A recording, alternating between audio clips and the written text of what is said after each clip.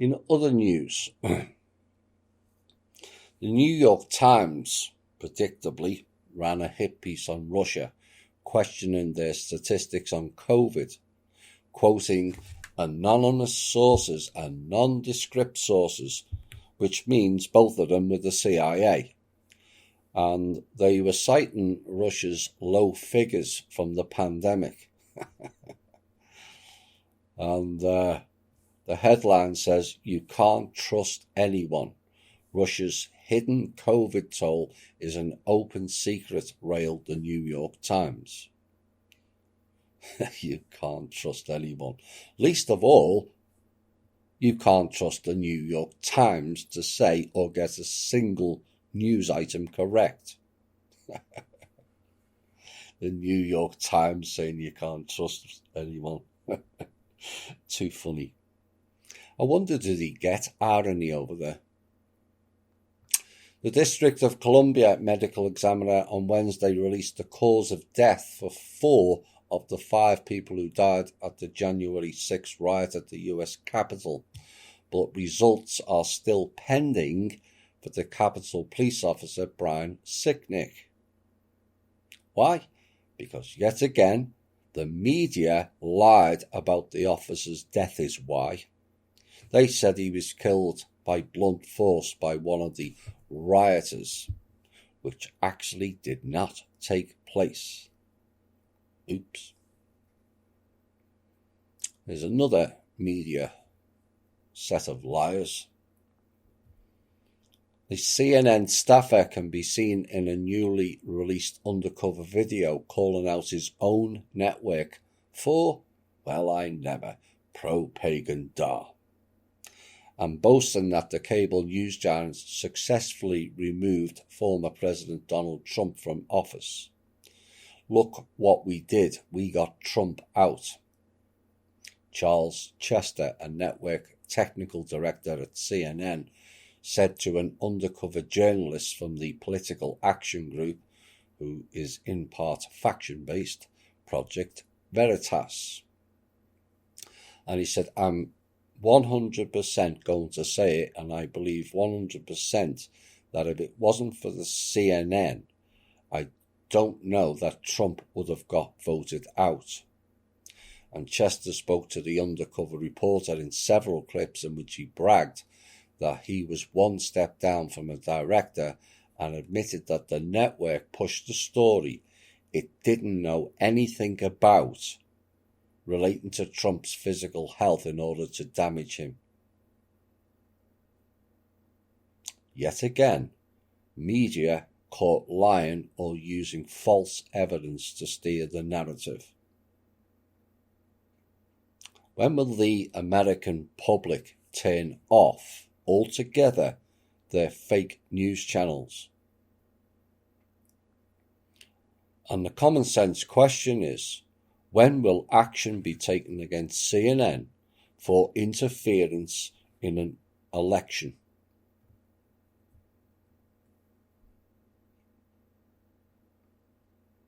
Former Council of Economic Advisers Chairman Kevin Hassett discusses President Biden's economic policy with another group of liars, Fox Business News, arguing that the large corporate tax hikes will cause companies to flee abroad.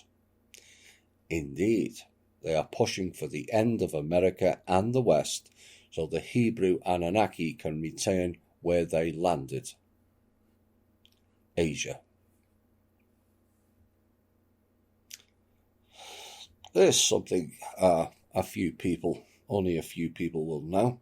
Did you know one of the Swiss banks has fees for storing virtual gold?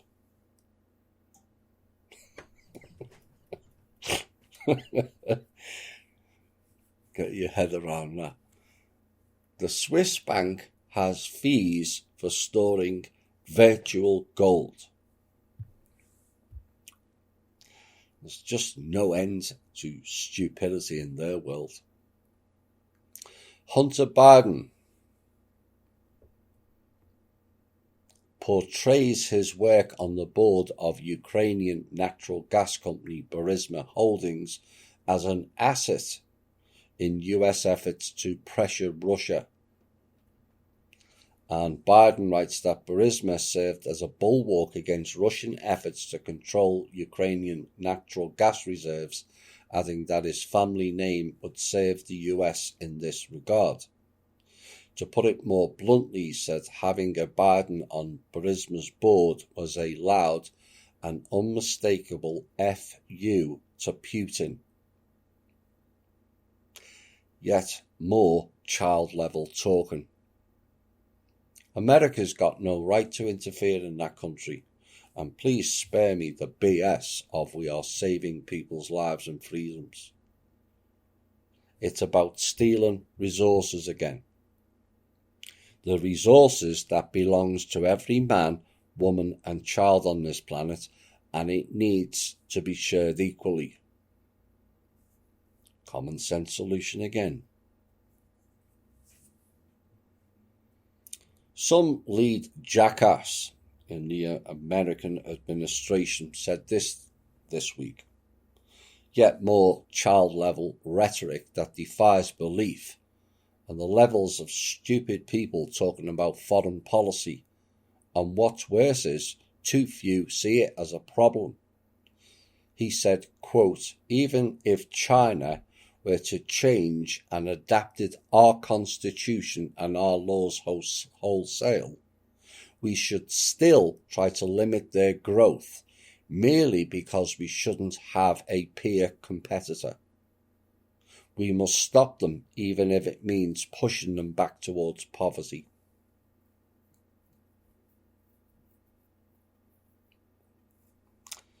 To the Americans, you wonder why America has always had a disastrous foreign policy. That is why. Child-level thinking. And you also may wonder why the rest of the world views us as a threat and with disdain. There's your answer. Why? We shouldn't have a peer competitor, and if they are, we'll push them into poverty. Really?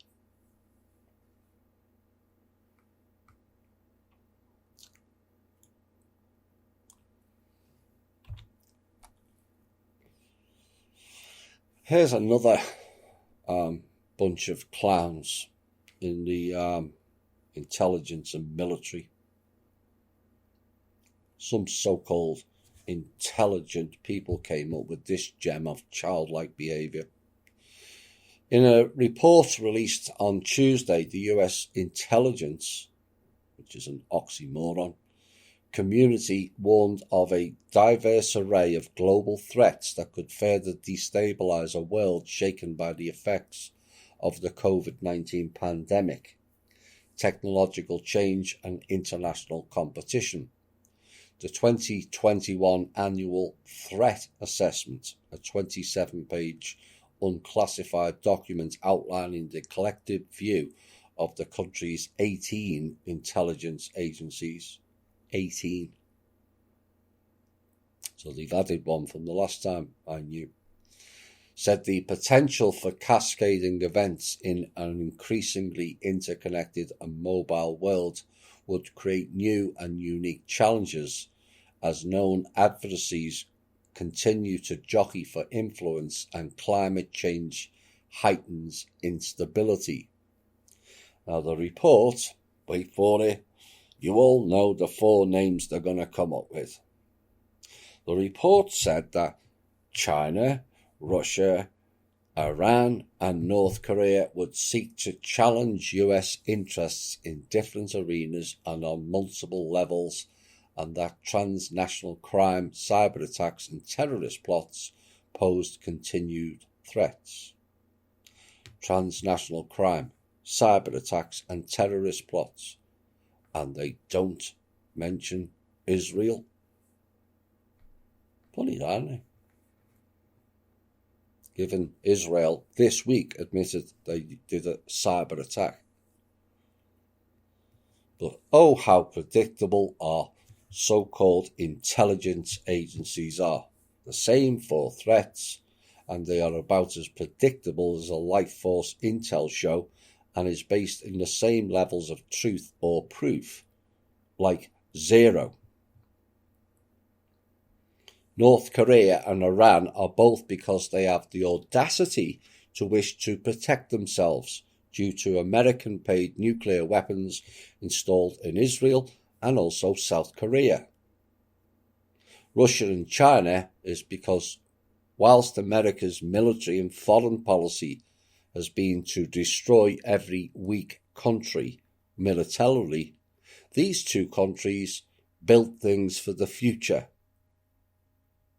And the reality is now America is miles behind and wants to only play with their ball. And it's staggeringly childish. But if you're going to waste $1 trillion a year just to destroy things, and other countries are spending their funds on development and infrastructure and their people, heaven forbid. This is what happens. You fall behind. And we're light years behind. I'm not interested whether America's got the best military, the best planes, warships.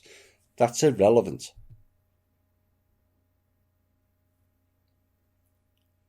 You don't then play child-level games and call the clearly more brighter intelligence policies in other countries' names or threaten war or sanctions.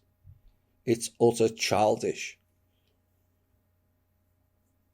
We have to realise the mistake and let's come up with solutions to correct it by first getting rid of all the neo-hawks, the Israeli lobbyists and the non-compete war-based companies.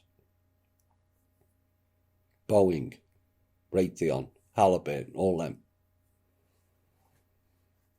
And let's make war a non-profitable business. Impose heavy penalties on military budgets for every soldier lost in the theatre, every soldier maimed, and every soldier suffering mental issues due to mind control and drugging them. Make the military budget responsible for healthcare and battle care also, and no, there is no need to increase the budget. Over half of it goes in bogus contracts, black budgets, and blind staff and groups. Bit of common sense broke out there. As Marin County, California, does their utmost best to prove our show correct again this week. Blatant racism, check. Divide and conquer, check. Anti-white, check.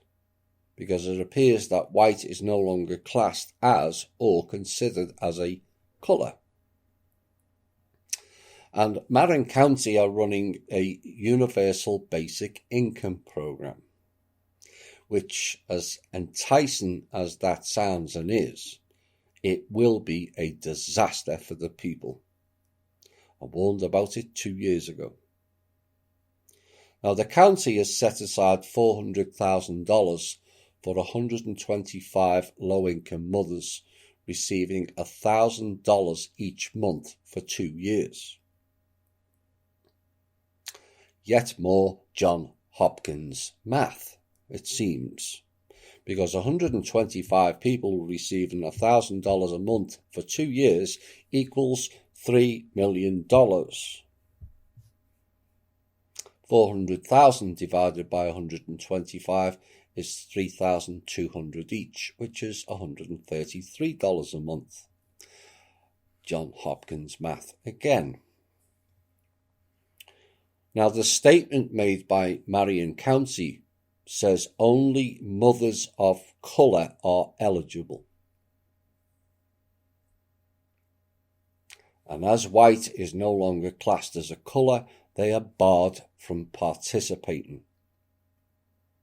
Now, this is designed to generate anger, so white people turn on the people of colour out of injustice, and then it becomes a free-for-all in abuse and violence. Don't buy into it. And all people, again, this is something the activists can do, should tell Marion County we do not approve of your racist approach to public matters, inciting people to turn against each other. Attack the program, not the people.